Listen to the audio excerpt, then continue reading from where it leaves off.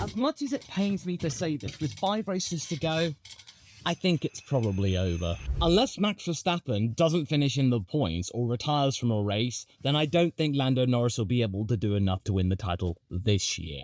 And yes, of course, you could maybe argue that Charles Leclerc might want to rub further salt into Lando's wound. Now, let me preface this discussion by saying that this isn't a piece slating the McLaren driver solely, nor is it putting him on a pedestal. I am aware that many would point out that I'd be biased because I'm British and a McLaren fan. However, it's become increasingly obvious that if you want to try and hoodwink the likes of Max Verstappen, you really need to be going toe-to-toe with him and not giving him any inch to try and make the most of any opportunity. Trying to beat Max Verstappen is probably one of the most difficult tasks for any driver who has not won a world title. And all of this is just making me want to will Mother Nature to hold off on dulling Fernando Alonso's skills for a few more years. Keep him young for that little bit longer until he can be in an Adrian Newey-inspired car. All of us would want to see that at least a little bit, right? One thing is for sure, this season has been valuable information for Lando. This has been the first season in his career where he has been consistently at the front, actively competing for wins and podiums instead of trying to defend them if he found himself in a good position in qualifying. Now, 2021 is probably the closest full season that Lando had previously experienced, except for this year. This has been far more valuable information, but 2021 definitely had its moments, as we all remember. You could also say the back end of 2023 was good preparation without the pressure of a world title to contend with, because Max had already sewn that up. But now, here we are, in the back end of 2024, and can we say with confidence that Norris will rock up to next year's campaign a better driver? Yeah, absolutely. But one thing is definitely certain, it was a very bumpy road getting to where we are today. And who's to say what will happen with Oscar Piastri, because he was right there too, learning alongside him, along with McLaren. So that's going to probably be the next hurdle to deal with, because sure, Lando had the advantage over Oscar over the course of the whole season. I'm not ashamed to admit that. But next year, I don't know. And oh yes, that bumpy road had varying degrees of track limits. I will briefly touch upon the incident from Austin one more time, now having gleaned a little more information from different perspectives, as well as what the stewards said about similar incidents that went down at similar or the exact same corner. You know, the ones involving Gasly, Tsunoda and Russell, because upon closer inspection of the documents provided by the valuable social media resource FIA DocSpot that you can find on Threads and Twitter, the stewards were actually fairer than they could have been. This year has been the first one where 10 seconds became the standard time penalty for the likes of track limits or similar transgressions instead of the more familiar 5-second time penalty, and I'm pretty sure that Kevin Magnussen will be very, very sore about that after having gotten tons of those 10-second penalties earlier on in the season, and what's more, none of these penalties that these drivers at Austin got came with any penalty points. In these incidents, the stewards recognised that the drivers were either not deliberately going off the track and gaining an advantage, or there was little option but to go off and rejoin the circuit. With that taken into account, the stewards weren't being too draconian, but what it does illustrate is that there are major complications going into how the FIA is governed and the inconsistency of having different stewards at different circuits. So it is quite a bit of a mess, but what mess there is has been very much studied closely by Max Verstappen. He has definitely done his homework. Max knows all too well what the FIA will allow and will not allow, and will basically do what he needs to do. Like we saw with all of the situation in Jeddah in 2021, and of course other instances in 2021. All of this to put Lando into a situation where he would either have to force him to give the place back instantly and try again, which would be even less likely to happen because Max would have learnt a thing or two and cover him off, or maybe Lando would have to just ride off into the sunset in a mad dash to render the penalty moot. McLaren chose the latter, and almost pulled it off. And I bet you the McLaren are counting their lucky stars that the stewards were actually lenient and didn't give him a 10-second penalty and penalty points, because that would have been an even worse and more egregious situation than we find ourselves in right now. And also, it would have put Oscar Piastri in a tricky situation, because he closed right up to make the most in case Max got a penalty. Had Lando got that 10-second penalty, then Oscar would have had to fall back even more, so that means he didn't end up finishing ahead of Lando, and then Lando would have lost 2 further points to the ones he actually lost in the race. So then, there would also been on the radio communications for Oscar to slow down to avoid a penalty or issue with Lando, and then McLaren would have had to deal with not only the whole track limits issue and then Verstappen and that battle, and then also a team order debate about limiting Oscar's potential. I think McLaren would have not won in any scenario unless They just got that 9 tenths more and rendered that original penalty, that 5-second one, moot. So you can tell that McLaren were very much in a bind. But okay, it happened. There's nothing more that can be done to change it, especially since we're now just days away from the next race, and all the teams have to reset and go again, including McLaren and Red Bull. And there's just something about the situation which is really not making me enjoy what McLaren are doing. I do appreciate the fact that they are standing by both of their drivers, and with great fervour, they believe in them, and that is very, very key if you want to have a good relationship with them and also keep them for the long term. But at the same time, it's a little awkward. I remember all the days of McLaren when they were in the dark times after 2014, when they were no longer a works team with Mercedes. They lost the Vodafone sponsorship, they lost the McLaren red, and it was the all-chrome livery, which just looked incredibly stark. It was incredibly jarring for anyone who was a McLaren fan at the time to witness. And then 2015 happened, and then we had years of uncertainty. And now we find ourselves in a position where those are definitely over, and McLaren's back to winning ways. But there's just something off about it which I can't fully shake off, and it's just uneasy, you know? Put simply, I'm not reveling in what McLaren are doing right now and pointing out every single foible or quirk or oddity or toxicity that Red Bull may potentially have. It's just not right, and it's just detracting from what McLaren needs to do. It's to learn from all of this, take stuff on the chin, and anticipate such events happening when we get to 2025, when the gloves will be well and truly off for all teams. Because I can easily imagine that Ferrari will be going in all guns blazing next year, and then we've got Mercedes who will have learnt a thing or two with this concept. They'll be carrying it into next year, and then we find out that Kimi Antonelli is not going to be holding back. He's targeting wins next year. This kid's got balls. So Lando might not only have to deal with Oscar Piastri in the same car as him, but potentially a completely fired up and stoked Kimi Antonelli, who has been encouraged by Max Verstappen to do this, go for glory, make mistakes, learn like he learned back in his beginning times of Red Bull when he was just a teenager.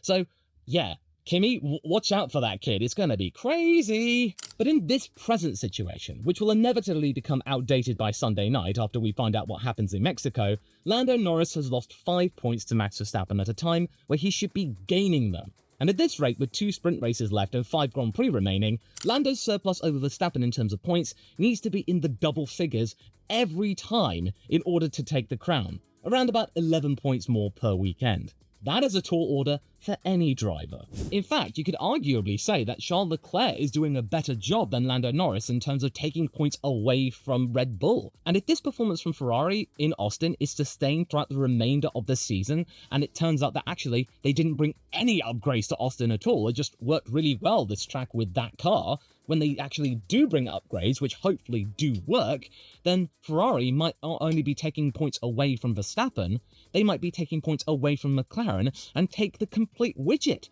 team title and driver title. Charles Leclerc might end up winning both of them. Who knows what might happen if Ferrari kick on and end up actually being faster than both teams? It's absolutely mad. Yes, I know it's a flight of fancy, and that Charles Leclerc winning the title is a little bit ridiculous, even more so than potentially Lando doing it right now, unless he wins double-digit figures over Verstappen. But yes, I hear you, that if Verstappen gets a DNF or doesn't finish in the points, then it's all game on again. It's all to play for, because Lando will have a bit of a slightly easier task.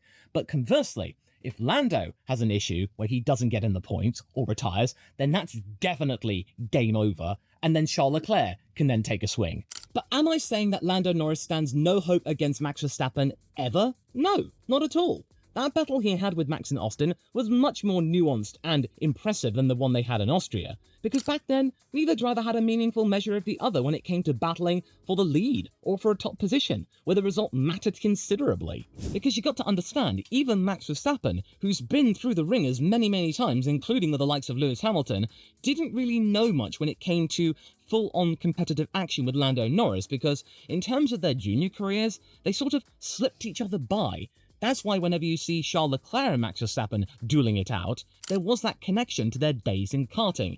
As we all know, the whole nothing really, just an incident stuff. Whereas with Lando and Max, they just weren't there at the same time in their junior careers. So there was that learning period which we saw in Spielberg and ultimately ended up where it ended up. But in Austin, both had a better understanding of what each other could do and how to come out on top. Lando was getting things right and putting some degree of pressure on Max. And what became evident in this race was that Whilst the MCL38 wasn't that hot in terms of raw pace on that weekend, Ferrari were a cut above both of them, the papaya car was very kind on its tyres, and the mediums in particular, which allowed it to gain a very handy tyre delta and a better hand for Lando to play against the Dutchman. And you could also say that Lando just had that little bit more when it came to the killer instinct. He was trying, he was thinking things through that little bit more. So for people to say that Lando is a complete no-hoper and he has no chance of learning anything more forever and a day, no, that is not the case. Every single racing driver out there, including Fernando Alonso, even though he is as old as time, he is still learning a thing or two. And no, it's not learning the English dictionary to come up with some more interesting quips over the radio. I'm talking about actually racing. As a result, he was able to pressure Max slightly, resulting in a couple of minor lockups from Verstappen, which is a really rare occurrence. That's progress. It's like you're battling a giant, and they're actually going, "Ho ho ho, that's good! I actually felt that!" He may not be getting there quickly enough for some people, and the British media is very much sort of giving him the G up, which is not exactly constructive, but as we all know, the British tabloids are very good at building people up only to then knock them down quickly. But all of this experience will be very valuable when it comes to next year, and yeah, it's the school of hard knocks, but sometimes in motorsport, you have to go through the school of hard knocks. And in some ways, I'm glad that Norris is experiencing all of this right now. It may be really hard in the moment, but in a couple of years' time, he might be actually looking back on this and being kind of grateful. If he had had an MCL38 which was all-powerful from the start and cruised to victory without little issue or any challenge whatsoever, like Max Verstappen had last year, would he have learnt as much as he has done in this version of reality? You know, a reality where a professional yapper on top of a ladder can actually be taken remotely seriously? If next year Ferrari, Red Bull and Mercedes had a car which was on equal footing with McLaren and the going got extremely tough after a year of comfort, then Lando might not have been as acclimated to contend with the additional pressure and potentially have been even more prone to crumbling, and the blowback toward him would have been even more intense than it is right now. Because I think it's quite obvious, it's not been a well-paved road in which Lando has traversed this year, not even close. So it's almost like it's best to have this now than later when it really, really matters and there is even more competition. And it's one which McLaren has really not helped in trying to smooth things over, because this is a similar situation. McLaren are traversing a road and a path which they have not taken for a very, very long time.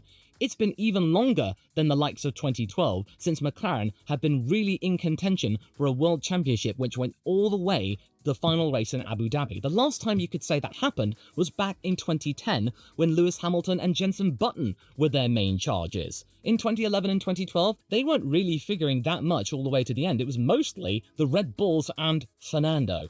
Oh yeah, and of course a little cameo from Kimi Räikkönen in a Lotus. Yes, in 2024, the team has built a very good car in which to facilitate both its drivers to contend for great results on the regular, but it's a whole other animal in being able to fully utilise its capabilities for a championship campaign against the likes of somebody like Red Bull and Max Verstappen. And one thing we do have to give McLaren credit for is that instead of trying to play softly, as they might have done just a couple of months ago, and just given the place back to Max Verstappen and then maybe try again to escape penalty, they decided to go for glory and then potentially just take the penalty on the chin and be able to use their car as a statement to prove that it's better than the Red Bull car by getting that 5 seconds ahead of them, taking the gamble, and then it may be paying off, and then they might have been seen as complete heroes and ballsy and gutsy. And honestly, it probably was the better scenario of the two, because given how shrewd Verstappen can be in understanding of the rules, there would have been no guarantee the move would have been possible in that fashion a second time. There might have been a greater chance of a crash. So McLaren decided to just go for the glory option and try and get a big enough gap, which did work in Lando's favour back in 2020 when he really arrived on the scene and made the most of Hamilton's 5-second time penalty when he had that little ding against Alex Albon, which then gave Lando the moniker Last Lap Lando. He basically, Lando, was channeling that last lap mentality in trying to do what he can to build that gap of 5 seconds, which unfortunately didn't work on this occasion. McLaren for once threw a little bit of caution to the wind, which was a lot more than could be said back in Silverstone when they were the epitome of careful and nervous Nellies. But then again, wouldn't it have been even more glorious if Lando really went hell for leather and just tried to do that deed around the side and then crashed? It might have been more spectacular, but it might have thrown even more fuel on the fire, but at least people might have been saying that at least Lando gave it a go and it was quite gutsy, unlike what Lando had done previously, especially if he was in the media pen afterward and he just went like, I stand by what I did what I had to do. And I think even Christian Horner would have to give Lando a nod and go say, yeah, well, at least he gave it a go. I like ballsy drivers. I'm not quite sure about that one. Comment down below what you think. Would it have been even more glorious if Lando had given it a go and they both crashed out? And yes, I am aware that the actions of Hungary and what McLaren did there will be echoing through the halls of the internet for now and forever, but that was part of the learning process for both team and driver, it is what it is. And also, at the same time, McLaren are starting to figure out what entities Ferrari and Red Bull have become since the last time they were actually duking it out for both the constructors and the drivers' title, which again, was back in the early 2010s. Those three teams now are completely different beasts to what they were in the early 2010s, although Red Bull is the closest in vision, but that won't be the case for much longer, since many of its senior staff are leaving. Vettel, Webber and Alonso were their main charges, as are McLaren with the double act of Button and Hamilton. They were all completely different drivers, and none of those entities exist in those capacities right now before 2025, which will be valuable homework, and there is still plenty more to discover. That being said, it's probably heading toward the conclusion of any campaign that Lando Norris might hope to be wanting to make the most of in 2024. It's quite evident that Lando's instincts, that killer edge, is not quite there yet. It's still quite dull, it still needs to be sharpened that little bit more if he wants to hope to overcome Max Verstappen next year and do an even better job than he has done this year. You've got to admit, all of these pole positions, all of these drivers of the day, the wins and the podiums, these are really major achievements that not many drivers actually get to experience. It's all great things to take into the winter and go, you know what, this season was actually pretty good. I come away with almost 1,000 points to my name in Formula 1. And I also noticed that McLaren are making the most of this and saying that Lando Norris is the highest scoring McLaren driver in its history.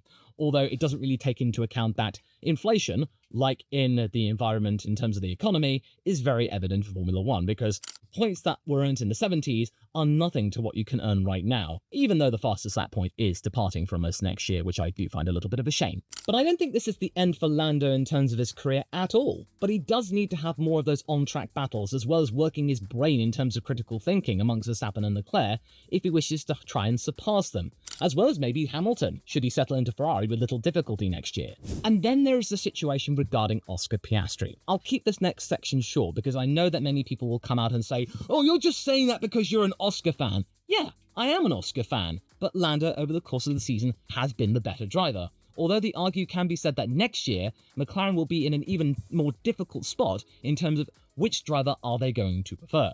Because Oscar will have learnt a lot of things, like Lando has this year, at the same team. He'll have witnessed all of the stuff that they were doing, Max and Lando, and then take that on board for next year. And as we all saw in Baku, when they were all equal, Charles and Oscar had a really good battle that lasted even longer than Max and Lando's. So that's got to be taken into consideration for Andrea Stella and Zach Brown. Who are they going to prioritise? Will Lando be able to actually kick on even more than Oscar and really reassert a campaign for him again? Or is Oscar going to get a go?